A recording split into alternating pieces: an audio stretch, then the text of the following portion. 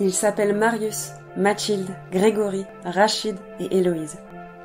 Ils ont tous eu un point en commun qui leur a permis de s'unir lors d'une expérience unique qu'aucun d'eux n'oubliera.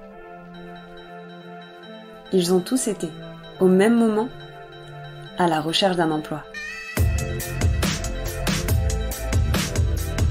Parce que le chômage, la recherche d'emploi, est une étape trop redoutée, trop stigmatisée et parfois même censurée. Ils ont décidé de briser le silence. Qui sont ces jeunes chercheurs d'emploi dont on ne parle qu'en termes de taux de chômeurs ou dans des graphiques ? Qui sont ces jeunes accusés à tort et à travers d'être des inactifs paresseux, profiteurs et inemployables ? C'est justement le sujet de cet épisode. Découvrez leur présentation ainsi que leur parcours entre Covid-19, passion enfouie et erreur d'orientation. Si certains d'entre vous se reconnaissent dans leur description, c'est tout à fait normal. Écoutez la parole de ces jeunes qui nous ont exprimé à cœur ouvert leurs ressentis, leurs doutes, leurs espoirs et leur belle amitié. Les jeunes de l'entreprise éphémère, épisode 1.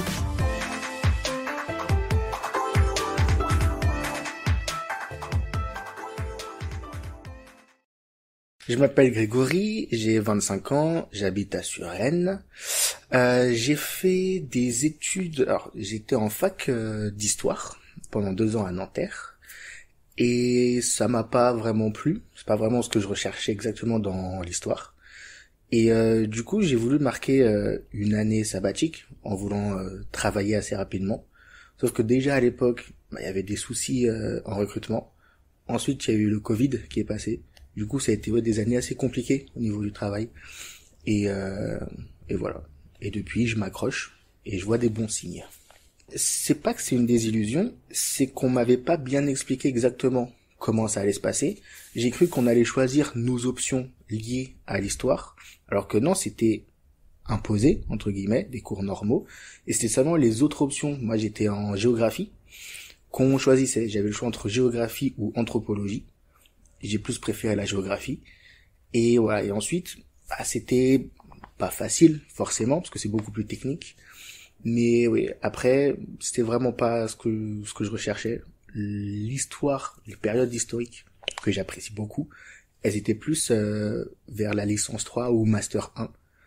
Et je me voyais pas continuer 2 ou 3 ans avec des périodes que j'aimais pas ou qui m'intéressaient pas du tout. Depuis tout petit, j'ai toujours aimé l'histoire. C'est ma tante, qui est vraiment une adepte aussi de l'histoire, qui m'a un peu mis dans le bain. Et de moi-même, tout seul, en lisant des livres, des revues de presse, des films, des séries, des jeux vidéo, tous liés à l'histoire, et c'est vraiment de là qu'est venue ma passion. Quand je dis j'ai fait 2 années en licence, j'ai redoublé en gros ma L1, et la première année c'était vraiment un changement du tout au tout, entre la terminale et la fac. Et c'était, en gros, si tu veux, c'était plus une année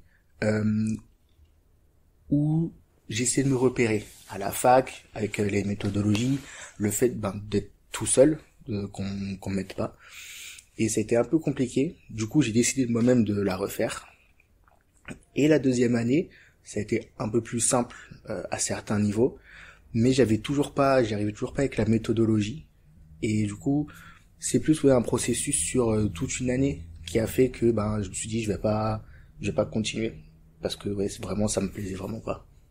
Ouais, c'est ça a été décevant parce que j'avais de la bonne volonté vraiment en y allant. Je me suis dit j'ai entendu très peu de personnes disant vouloir aller en fac d'histoire. Donc je me suis dit c'est vraiment une occasion à saisir. Et ouais, on va dire le retour de bâton a été assez brutal pour ma part en tout cas. Entre le fait où, on va dire de la terminale à mes 2 L1, j'ai pas arrêté de travailler. C'est même la première fois que j'ai fait un burn-out de ma vie, parce que vraiment j'étais à fond dedans, je voulais vraiment réussir. Et il y a eu ça, ensuite j'ai eu des problèmes personnels, notamment un qui a été un gigantesque choc. Et ça m'a mis un stop, j'avais vraiment plus envie de faire grand-chose. Et c'est pour ça que j'ai vraiment pas continué, et que j'ai voulu prendre une année entière pour me remettre vraiment les idées en place, on va dire. Et l'année sabbatique, elle a duré un peu plus longtemps que prévu.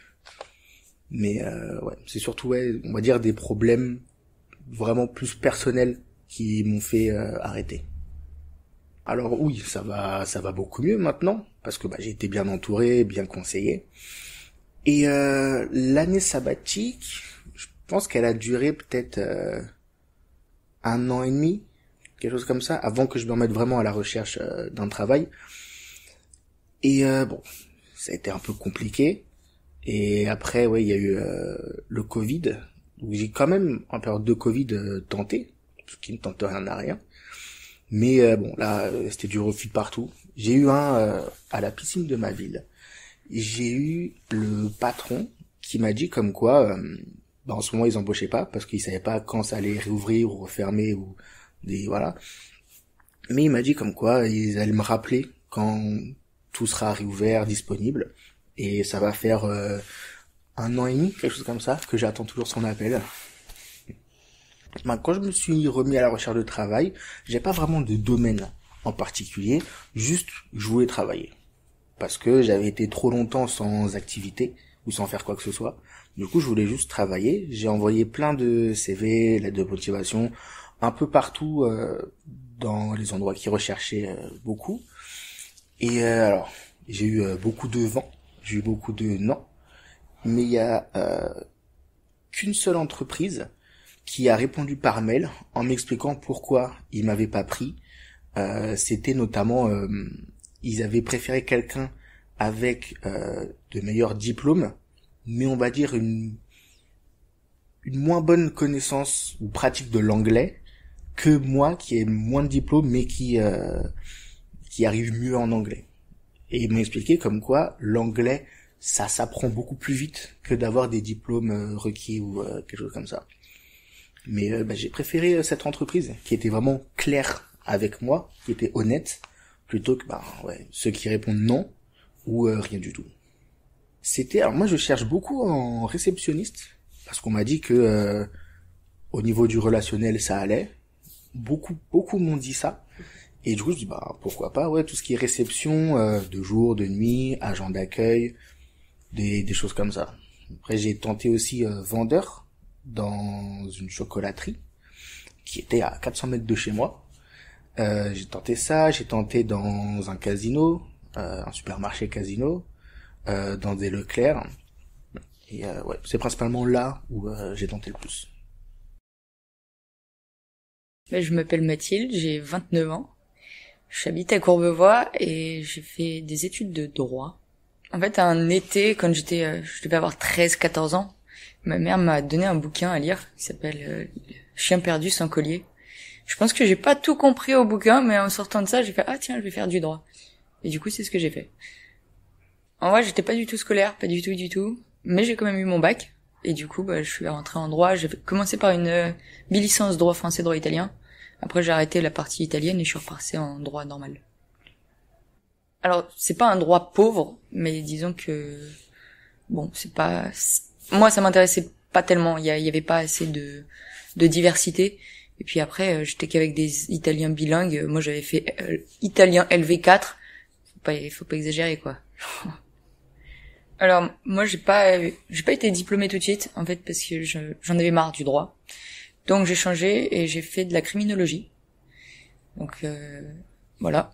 Et ensuite, je suis retournée dans le droit et j'ai fait un master de droit social. Donc, toujours dans l'humain, parce que la criminologie, c'est quand même pas mal c'est la recherche du pourquoi le passage à l'acte, donc c'est quand même quelque chose de très humain, même si, c'est le côté crime. Mais donc voilà, donc j'ai été diplômée bien après, en fait. En fait, j'ai fait du droit social et moi, je suis quelqu'un qui a besoin de faire du social, le contact de l'humain, etc. Mais finalement, là, aujourd'hui, je suis en pleine reconversion professionnelle, donc même si j'ai fait toutes ces études, que c'était passionnant et que je regrette pas du tout, derrière, ça m'apporte des compétences et du savoir, mais finalement, c'est pas, donc ça va pas plus loin. Je veux bien travailler dans ce domaine, mais juste en travail alimentaire, en fait. À côté de ça, moi, je veux devenir metteur en scène, et du coup, ça n'a rien à voir, c'est du théâtre. Depuis que je suis toute petite, on était avec mes frères, on était souvent dans des théâtres pour voir des répétitions de copains de la famille, etc. Donc je baignais là-dedans vraiment quand je devais avoir 2 ans, enfin à partir de 2 ans. Ensuite, j'ai fait du théâtre. Après, j'ai fait de l'animation et c'est pas du théâtre, mais ça reste faire le clown, quoi, ou de la scène. Enfin, c'est des représentations quand même. Donc en fait, j'ai baigné là-dedans et puis je m'étais mise des œillères quand j'ai fait du droit parce que c'était passionnant, hein, mais je me suis dit bon, le côté artistique, bon, c'est pas sûr comme métier, etc. Donc je m'étais mis des œillères et puis bah ça m'est revenu un jour comme ça. Il y a beaucoup de gens en fait qui se mettent des œillères parce que je pense qu'on a une pression, notamment de la famille et de la société. Il faut avoir un bon travail, faire de bonnes études pour pouvoir gagner de l'argent, etc. Être en sécurité financière, tout ça. Mais on pense pas forcément, enfin la société surtout, avec le développement du digital, etc. Il te pousse vers un secteur et toi tu te dis bon bah ok, c'est ça qui a de l'avenir, donc c'est ça que je dois faire. Et moi, à un moment, je trouvais plus. J'avais fait un stage, j'avais bossé en cabinet et ça s'était très mal terminé. Et après, je trouvais pas de travail. Et au bout d'un moment, je me suis dit mais c'est bizarre quand même parce que je sais que je suis douée dans ce que je fais, mais si je trouve pas, c'est peut-être qu'il y a une autre raison. Et du coup, j'ai été orientée, j'ai fait des tests de personnalité. Je pensais pas que ça fonctionnait, mais en fait, s'ils sont bien faits, c'est vraiment utile. Et du coup, c'est ce que j'ai fait. Et là, il y avait plusieurs. J'ai vu que j'étais plus artistique que conventionnelle, donc vraiment théâtre plus que droit. Et donc il y a un moment, ouais. En fait, tu te dis oui, faut arrêter. Si ça fonctionne pas, tu peux le faire en soi pour juste pour gagner un tout petit peu d'argent. Mais si ça fonctionne pas, si tu n'y arrives pas à trouver l'emploi, va voir un truc qui toi te plaît vraiment, reviens sur les bases de ce que tu es. Et après, peut-être tu pourras avancer, et c'est ça. Moi, je m'appelle Rachid Ika, j'ai 23 ans, j'habite à Clichy-la-Garenne, j'ai grandi, je suis né là-bas, j'ai fait ma vie là-bas. Et moi, je suis dans le domaine de la restauration, l'hôtellerie-restauration. Donc, mon parcours, ça a été que de la cuisine, du bac pro à la licence en passant par le BTS. Et j'ai toujours été passionné de cuisine. J'adore bouffer, hein, comme tout le monde, hein, je pense, on adore manger. On s'en fout de combien de kilos on va prendre, le plaisir de manger, c'est juste ça. Après, je me suis dit, mais punaise, mais quand tu regardes quelqu'un manger avec passion, moi je me dis, ça doit être un beau métier. Du coup, je me suis engagé dans la cuisine. Quand j'étais au lycée, ouais, c'était un peu compliqué. Parce que je suis musulman et que du coup j'ai certaines restrictions comme l'alcool et le porc. Après ça m'a pas freiné, ça m'a pas empêché parce que tellement que j'aimais bien le métier, je me suis dit bon, ça va, c'est un petit mal et tout. Personne n'est mort à ma connaissance, donc voilà. C'est vrai que je me sentais un peu entre guillemets à l'écart, mais c'est vrai que c'était vraiment très bref comme sensation. C'était vraiment, on va dire, pendant les premières séances de cuisine.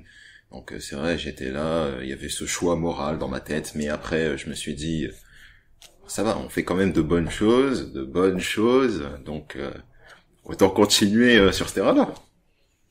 Alors, c'est vrai que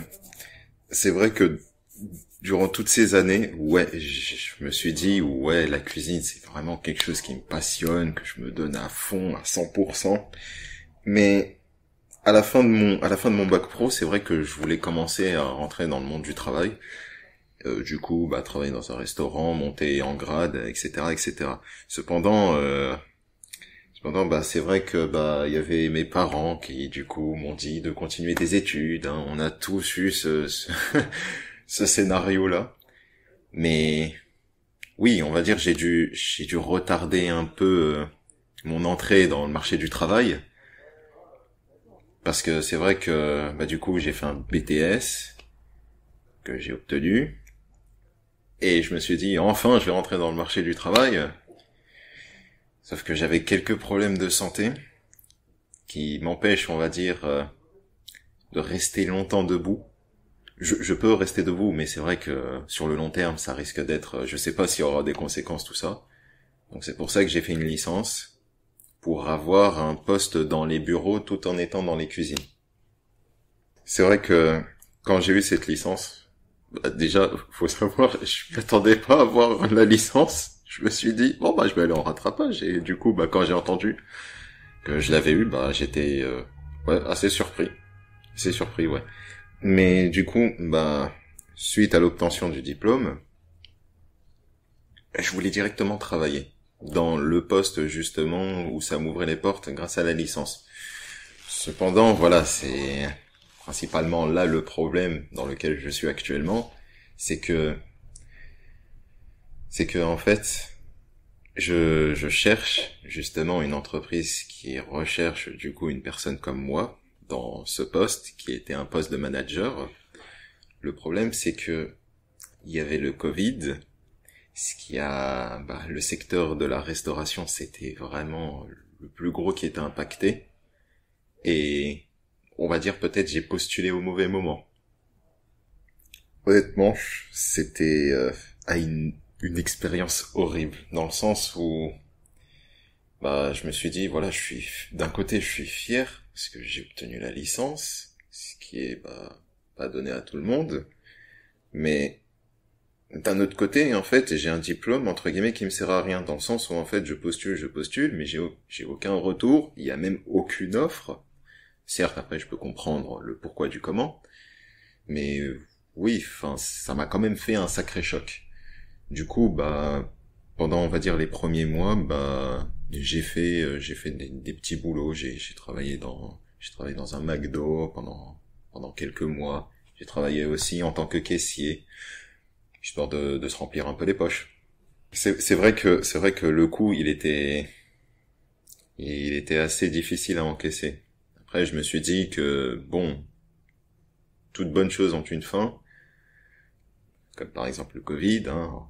Là, on regarde, ça a l'air, on va dire, de reprendre une vie normale. Donc, je me dis que, voilà, j'ai assez encaissé, j'ai assez serré la ceinture. Peut-être que dans quelques temps, tout reviendra comme avant. Alors moi je suis Héloïse, j'ai 25 ans, à la base je suis toulousaine et j'ai fini mes études à Bordeaux et ça fait depuis novembre que je suis sur Paris parce qu'on m'a toujours dit, et c'est vrai parce que j'ai trouvé que c'est plus simple de trouver du travail en région parisienne, donc me voici. À la base, à la sortie du collège, on m'a très clairement fait comprendre que ça serait bien que je passe en bac pro. Donc en bac pro, j'en ai aucune idée parce que 14-15 ans, déjà à 30-40 ans, on est en train de se dire est-ce que ça vaudrait pas mieux changer de voie. À 14-15 ans, on sait pas du tout ce qu'on veut faire plus tard. Donc avec mes parents, parce que j'ai eu la chance d'avoir des parents qui m'ont beaucoup suivi, pourquoi pas faire un bac pro MRCU. Donc c'est management de relations clientèle et usagers avec des stages en vente. Et donc ça m'a bien plu puisque j'avais fait des stages en vente, même si ça m'a beaucoup appris sur moi parce que j'étais quelqu'un d'assez renfermé, assez solitaire, j'avais beaucoup de mal à aller vers les autres. Forcément, en étant en vente, on n'a pas trop le choix. Donc ça m'a permis de vraiment m'ouvrir, d'avoir cette fibre un peu commerciale. Mais je me suis dit finalement, je vais peut-être pas rester que dans ça, j'ai envie de voir un peu plus haut. Donc j'ai continué, donc j'ai mon BEP et après j'ai continué en bac STMG option marketing. Et c'est là où j'ai vraiment vu dans quoi je voulais aller. Le marketing, c'est c'est quelque chose qui est assez incroyable, pas dans la manipulation par exemple, mais juste comprendre comment on pourrait avoir plus de consommateurs, comment on pourrait les intéresser, comment, par quel logo, par quelle couleur, par quelle typographie on pourrait impacter. Et c'est vraiment ça qui m'a plu. Et je me suis dit, écoute, vu que ça me plaît, je vais peut-être pas m'arrêter qu'au bac, je vais continuer. Donc j'ai fait un bachelor à la Toulouse Business School. Et après, j'ai fini un master à Kedge Business School, un programme grande école. Et donc, entre-temps, j'ai eu pas mal de stages, notamment aussi à l'étranger, puisque je suis partie à Dublin, à Genève, et j'avais fait aussi une expatriation universitaire en Espagne. Donc, j'ai vu que j'avais quand même pas mal de bagages, et j'ai pu voir, on va dire, rien on va dire, en magasin, jusqu'en haut dans l'entreprise, ou comment on décide ce qu'on voudrait appliquer justement en magasin. Et vu que je suis allée sur le terrain, je sais ce que peuvent attendre les consommateurs, comment le retour clientèle, le service client peut se faire. Et c'est vraiment cette pluralité et les activités transversales qui m'ont permis de vraiment m'accomplir sur mon métier. Alors, mon arrivée à Paris, ça a été un changement radical, parce que même si pendant mon cursus scolaire, j'ai fait Toulouse, Bordeaux, je suis passée à l'étranger aussi, c'est vrai que j'avais beaucoup d'a priori sur Paris. Déjà, j'avais l'appréhension de venir parce que je connaissais personne, parce que c'était c'est quand même une capitale, et j'ai jamais vécu en capitale, puisque comme pourraient dire les autres, je suis une campagnarde, donc c'est vrai que ça a beaucoup changé. Et puis après la recherche du travail, finalement je me suis dit, j'étais un petit peu démotivée parce que je commençais à envoyer 12 milliards de CV, de lettres de motivation, j'avais eu jamais quasiment de retour, sauf des noms. Et donc j'essaie de mettre toutes les forces de mon côté et j'essaie de montrer justement que j'avais un beau diplôme, de belles expériences, mais il y avait aucun retour, donc je suis passée par la colère, le déni, l'angoisse. J'ai mis toute cette énergie. On me promettait que justement plus je faisais des études et plus ça sera facile de trouver un travail. Et en fait, pas du tout. Je l'ai très bien vu dans l'entreprise éphémère, c'est qu'on est tous de parcours et d'expériences différentes. Ça va de pas de bac à bac+5. Et au final, on est tous dans la même galère. Et c'est vrai que je me dis, je suis partie de bac pro pour faire un master. Et au final, j'ai eu tout ce stress, toutes ces angoisses. J'ai fait des cours du soir parce que forcément, quand on passe de bac STMG à bachelor, c'est pas le même niveau. Donc j'ai pris des cours jusqu'à 23 heures. Enfin, c'était vraiment un investissement personnel et aussi financier, clairement. Et me dire que finalement je me suis donné autant pour pas vraiment recevoir, ça fait plutôt mal quand même. Et puis on commence en étant seul chez soi, à tomber au fond du trou. Clairement, c'est que on est en train de se remettre en question en mode, est-ce que c'est normal? Est-ce que j'ai fait les bons choix? Est-ce que je suis allée vers la bonne personne? Est-ce que je suis allée vers la bonne école ou bonne expérience? Donc toute une remise en question, et au final ça fatigue aussi plus qu'autre chose, parce que peut-être que j'étais pas assez concentrée sur vraiment mes recherches, puisque je me remettais moi en question de mon côté. Je suis Marius, j'ai 30 ans, je viens de Madagascar. Je suis arrivé en 2005 avec mes sœurs. On parlait malgache mais aussi français dans notre pays. Du coup, c'était pas très difficile. Après, fallait juste s'adapter forcément, parce que du coup, nous, on avait l'accent là-bas. Ici, c'était pas forcément le cas. Enfin, du coup, on a dû juste s'approprier quelques petites différences, comme par exemple la culture, forcément, parce que on n'a pas les mêmes cultures en France qu'à Madagascar. Il y avait aussi des températures, ça change beaucoup, parce que l'hiver là-bas c'est du 20 degrés, alors qu'en France l'hiver c'est du -5 voire -15 degrés. Donc c'était tout ça, en fait, c'était des petites adaptations. Après, autrement, tout s'est bien passé.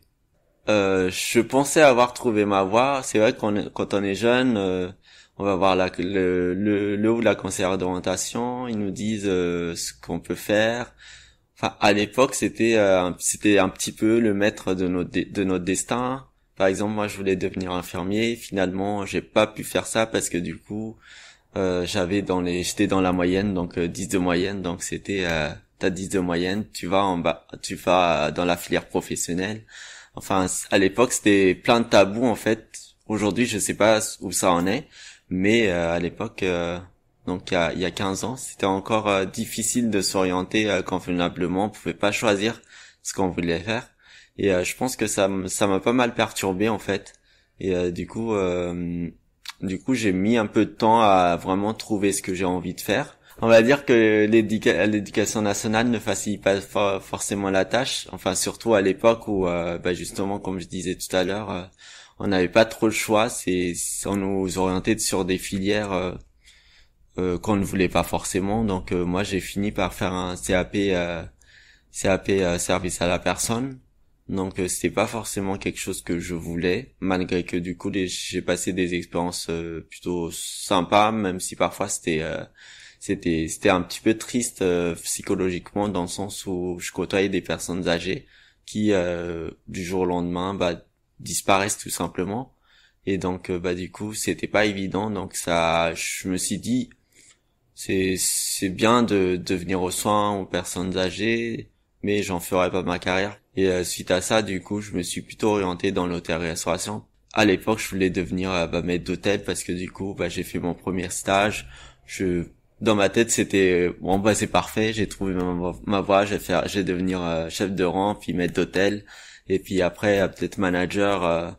Je me suis pas trop cherché la tête, et du coup je suis allé donc en école hôtelière, et ça s'est super bien passé, mais le déclic c'était c'est beaucoup de stress. L'hôtellerie-restauration, c'est en cours, on a chaud, on transpire, et on se fait souvent engueuler, même si on fait très bien son boulot, voire tout le temps engueuler. Et tout ça, en fait, en plus moi à l'époque j'étais timide, on me qualifiait de réservé, et effectivement moi j'avais trop de mal par rapport à ça, et finalement je me dis c'est pas fait pour moi. Et vraiment le déclic c'est arrivé quand j'ai travaillé, quand j'avais l'âge de 20 ans, j'ai travaillé dans un camping en fait, et j'étais employé pour de la grande restauration, et je faisais 63 heures pour une semaine de travail. Donc énorme quoi. Donc c'était même ça dépassait même les cadres légaux qui indiquaient sur les droits du travail. Fallait être très dynamique, parce que c'est quelque chose qui est très demandé, parce que les clients, c'est un petit peu, on va dire, les clients rois, même si j'aime pas trop ce terme-là, mais les clients ils sont là, il faut les satisfaire, que ce soit en cuisine ou en salle, et c'est pas toujours évident. Il fallait que tout soit carré, tout soit propre. On peut faire 15 couverts comme 100 couverts, c'est tellement aléatoire en fait. Et quand il y a le rush des services, du coup là on peut pas, on doit être dans la dynamique, mais tout doit être propre, carré. Et en fait c'était un milieu trop stressant, parce que du coup fallait que tout soit parfait, mais pour un salaire on va dire de misère, qui était du coup le SMIC. Et c'est quelque chose du coup que je trouve pas terrible dans l'hôtellerie-restauration, parce que du coup quand on est serveur ou cuisinier, on s'attend à un salaire de SMIC en fait. Et du coup moi je me suis dit j'ai pas envie de rester là-dedans toute ma vie, parce que je pense que je peux m'aspirer à mieux. Et du coup forcément j'ai dû travailler sur moi-même. Donc c'est là où c'est venu la difficulté, parce que c'est forcément quand on commence à se remettre en question, on va voir les conseillers d'orientation, on essaie de voir toutes les différentes personnes qui peuvent nous aider, et c'est pas toujours évident. On nous dit oui, t'es trop jeune, donc t'as pas assez d'expérience, et à côté on te met toujours une espèce de blocage en fait, et du coup ça t'aide pas non plus à avancer dans tes démarches personnelles. Et c'est pas évident en fait, même pour travailler sur soi-même, parce qu'en fin de compte on se dit du coup telle personne me dit ceci, l'autre conseiller me dit cela, et en fait qui je dois suivre? Quand j'ai fait 63 heures en une semaine de boulot en hôtellerie-restauration, j'ai dit c'est pas normal qu'on est stagiaire et qu'on fasse autant d'heures en fait. Et du coup je me suis beaucoup intéressé un petit peu à tout ce qui est le droit en fait. Et donc j'ai décidé de faire une capacité de droit. Donc ça m'a permis c'était vraiment par curiosité intellectuelle, donc ça m'a permis de connaître un petit peu le droit privé, le droit public, le droit commercial en fait. Et c'était aussi parce que je voulais pas forcément faire une licence, mais c'était pour dire en fait je suis pas juste un cliché, c'est pas parce que j'ai eu 10 de moyenne que du coup je resterai dans la filière hôtelière, même si dans la filière forcément ça peut être un beau métier, mais je voulais pas qu'on me catégorise en fait dans un cursus. À l'époque, aujourd'hui on le voit beaucoup moins, mais à l'époque surtout en fait la filière professionnelle était très catégorisé, il y avait toute une espèce de cliché, tu vois, où quand tu viens de bac pro, t'es un peu bébête. Quand tu fais bac S, t'es destiné pour être infirmier ou médecin. Enfin, il y avait tellement de clichés en fait sur les filières professionnelles et générales et même technologiques. Et je me disais, bah c'est pas normal. Pourquoi quoi? Par la suite, j'ai enchaîné en fait une période où j'étais au chômage, mais c'est là où ça a commencé à booster un petit peu la suite de mon parcours parce que du coup j'ai multiplié les contrats d'intérim pour être inventoriste. J'ai vraiment découvert en fait le milieu du travail mais assez large. Suite à ça en fait, comme j'aimais bien le côté commerce, je voulais découvrir un peu plus. Du coup, je me suis orienté vers un bac pro commerce que j'ai fait en 1 an du coup. Parce que du coup j'avais un niveau bac en fait en hôtellerie-restauration, vu que j'ai pas pu valider à l'époque. Il fallait avoir 10 de moyenne en tout pour pouvoir valider. Et du coup moi je l'avais pas, j'avais 9,86 je crois. Donc voilà, c'est tout bête. Et du coup j'ai eu mon bac pro commerce avec mention bien, donc c'était plutôt bien. Et donc je me suis par la suite en fait j'ai décidé de tenter l'aventure supérieure, donc tester une licence. Donc j'ai un peu regardé en fait un peu partout. À la base, j'ai trouvé que des BTS, donc j'allais dire bon je vais m'inscrire sur admission post-bac à l'époque sur des BTS pour se rapprocher un minimum et faire une licence, donc avoir un bac +3. Je me dis pourquoi pas tester, mais j'avais beaucoup peur parce que du coup j'avais peur que les clichés me reviennent et que j'allais pas être capable. Et à l'époque je regardais beaucoup les courbes et on disait que 3% seulement des élèves de bac pro réussissent à l'université.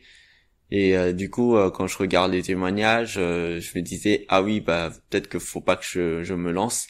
Mais l'idée c'était de montrer, de combattre ces clichés justement, pour dire que les jeunes ils peuvent aussi avoir un diplôme supérieur, les jeunes qui proviennent de bac pro.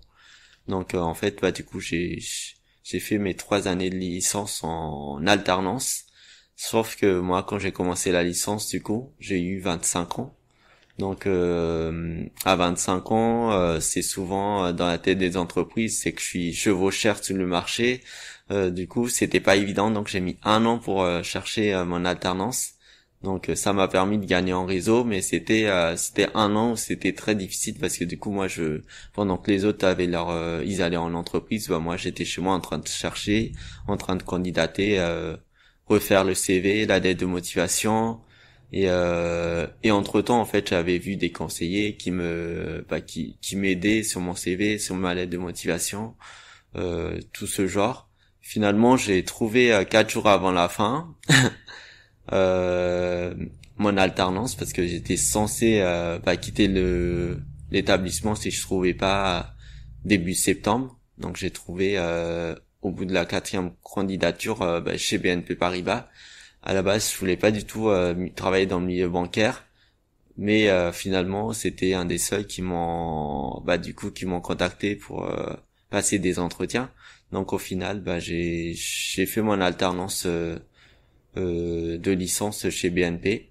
Donc j'ai validé ma licence et suite à cette validation là j'ai eu l'opportunité suite à mon alternance de chargé d'études et de logistique RH chez BNP Paribas de continuer au sein même de BNP, mais du coup dans leur centre d'événements et de formation à Louvciennes sur un master orienté communication et stratégie digitale. Donc au final j'ai continué par la suite et j'ai validé en août dernier donc ce master là, ce qui fait qu'au final aujourd'hui je suis content de mon parcours. Forcément je suis content parce que il y a 10 ans je pensais pas que j'allais avoir un bac, que j'allais avoir un au-delà du bac, et aujourd'hui j'ai un master, donc je suis plutôt content. Et entre-temps, j'ai vraiment exploré le monde du travail parce que du coup, j'ai touché un peu au tout type de contrat, et ça m'a permis aussi justement de me dire que aujourd'hui, j'en fais plutôt une force en fait, le fait d'avoir découvert différents secteurs d'activité, que ce soit l'hôtellerie-restauration, le droit, le commerce, et du coup là la banque, donc c'est assez vaste, ils sont tous différents, même s'ils visent tous la même chose, la satisfaction client, ou voilà, tout simplement. Et voilà. Si je pouvais revenir, on va dire, dans le passé, ce que j'aurais pu par exemple changer, c'est j'aurais bien aimé en fait tout simplement avoir les mêmes informations qu'aujourd'hui nous on peut avoir, parce qu'aujourd'hui il y a plein de choses qui ont changé, quoi. Enfin, les espaces jeunesse comme le collectif Brillant, c'est des choses que tous les jeunes ne connaissent pas forcément, mais avec les réseaux sociaux ça aide. Enfin, aujourd'hui il y a plein d'aides qui sont mis à disposition des gens, mais encore une fois, c'est là où je regrette un peu, c'est que on est souvent mal informé, ou on est peu informé en fait de toutes ces aides là, et c'est ça qui est dommage. Et en fait, si vraiment je devais revenir dans le passé, c'est dire en fait ça aurait été sympa à l'époque aussi que il y a déjà plusieurs choses qui soient mis en avant pour la jeunesse en fait. Et c'est ce qui manque, je pense. Et du coup aujourd'hui on peut se perdre dans son orientation. Et moi, ce que je peux dire aux jeunes, c'est peut-être tout simplement oser, et peut-être oser franchir le pas, essayer d'être curieux, et essayer d'aller voir des structures, ou juste échanger avec d'autres personnes en fait qui sont ouverts et qui peuvent peut-être les conseiller, voir aussi les conseiller, mais surtout il faut prendre du recul sur ce que dit justement toutes ces parties prenantes là, quoi.